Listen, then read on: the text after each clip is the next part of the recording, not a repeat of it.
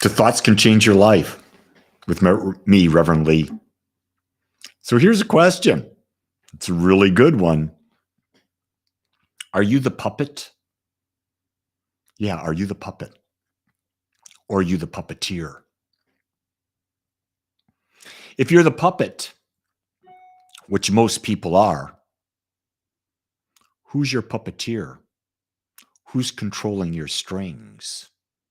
Whose thoughts are you listening to? Whose words are you adopting without any thought? Really good questions to ask yourself. Because what I've come to understand is that most people don't think for themselves. Most people blindly accept what others say and do.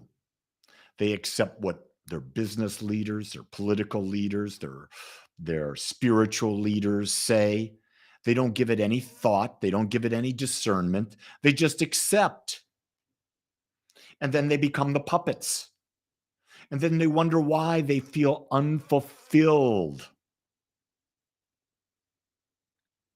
The women's group, Carol, is on the second Thursday of the month. So not tomorrow. Second Thursday of the month. We have a new online women's group for all you people out there. That's what Carol's referring to. I'm going back to puppeteering. The thing I want to ask is, what kind of stuff are you letting into your mind? And do you realize that you are a thought atmosphere? And as a thought atmosphere, everything that you let into your mind becomes a part of that atmosphere. And that atmosphere is the overall energy or frequency that you're putting out. And that frequency attracts to you. Watching the news, what's got you hooked? Do you watch a lot of drama with a lot of murder? A lot of action movies with a lot of murder? Are you addicted to various forms of entertainment that keep you numb? Yeah, are you a numb puppet? Or are you a aware puppeteer? See, the key thing to remember is you're not your body and ego. You have a body and you have an ego. But you are the master of it. You are consciousness. You are awareness. You were created to be the puppeteer in your own life. But most people have forgotten that. They've forgotten that and they become the puppets for other people, for other movements. A lot of people say to me, Lee, you need to get involved. You need to get involved in politics. You need to get involved in this. You need to involve that. And I say, no, I don't. Well, how are you going to affect the world? How are you going to change the world? By doing what I'm doing. By asking people to think for themselves. For asking people to come out of the judgment and realize that we're all individualized expressions of the infinite, expressions of love. And if I, through my podcasts like you're listening to now, my Sunday podcasts, video and audio, and through meditations that I'm guiding and I'm leading, through my Sunday services, through my book, yeah, I do have a book out there, The Power Within You. You can find it on Amazon. It's a great book. I love the book. If I can touch a life and get them to claim their power back, I'm the greatest type of activist there is. Because I'm not trying to get anyone to do anything but be themselves. I'm trying to get people to learn how to love themselves. For me, that's an activist. I, at Agape, as the senior founding minister, I welcome everyone. I don't focus on diversity. I focus on inclusivity. I don't care what your beliefs are. I don't care what your ethnic background is. I don't care what your sexual identity is. I don't care. Because what I do know, here's an individualization of love. And I respect you having the ability to be who you believe you be. And I believe that by giving people freedom to be who they are, they give me freedom to be who I am. You see, one of the things that I've come to understand is that freedom is the underlying number one value that every human being has. But we've forgotten we're free. Our freedom comes with where do we place our thoughts? Where do we place our focus?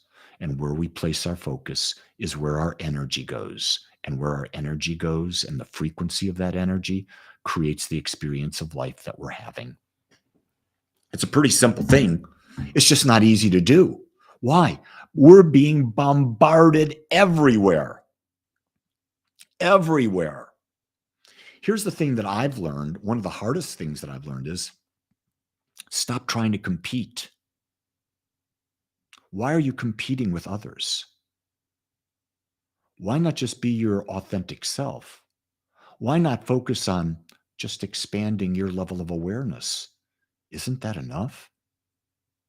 Isn't that really enough? If you expand your level of awareness, you're going to have a greater and greater and greater and greater and greater and more expansive life experience. And isn't that why you're here?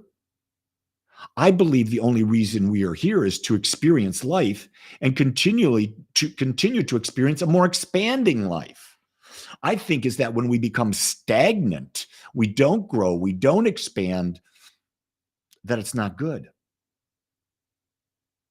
I don't know why the public media does what it does. But what I do know is I don't have to play in that game. And I invite you to find people who support you as you are, accept you as you are, honor your ability to be a free thinker, people that you can have a discussion about anything and have opposing views and walk away still respecting that the other person has a right to have that view. Because everything that we think about, everything that we speak, everything that we feel, everything that we do has one purpose. And that purpose is to make us more aware that we're not this body, we're not this mind, we're so much more, and we have a body and mind so that we can experience more and more and more of life. Well, thank you, Chanel. I appreciate that. It's nice to know that people are open to a new way of looking at things. And really, it's not a new way. Nothing I'm saying is new. It's been said before by other teachers. There's no teacher on the planet that's saying anything new. All the thoughts I'm speaking have been around. I'm just saying them through the perspective of Lee. And one of the things you'll know about Lee, if you follow me at all, I'm not shy. Shyness is not one of my values. I say what I want. I say how I believe it. I'm open to be challenged. I'm open to new ways of looking at it. I have to be open because if I'm not open, I can't grow. And by God, I'm not even close to being where I would love to be. But I'm on the journey. And you're on the journey. And you know, it's wonderful. Thank you, Carol. Carol said she found my book pleasant and helpful. Well, knowing Carol, she's a gentle soul, so pleasant and helpful are a wonderful tribute. So, can you think for yourself today? Can you tune off all the garbage that's being fed on the radio, on the television, on social media? If you follow my channel on social media, all my channels, I don't care if it's Twitter, LinkedIn, if it's Instagram, Facebook, I don't care if it's YouTube, I don't care if it's podcasts, I don't care what it is. I'm always talking about this because this is what matters to me the most. Becoming more aware. It's my number one value in the world. My number two value is to teach how to become more aware. Isn't that interesting? They feed each other. My third value is interpersonal relationships. Interpersonal, meaningful relationships. Relationships where both people are supported and both people grow together and both people have fun. If you can't have fun in a relationship, why be in the relationship? You got to have fun.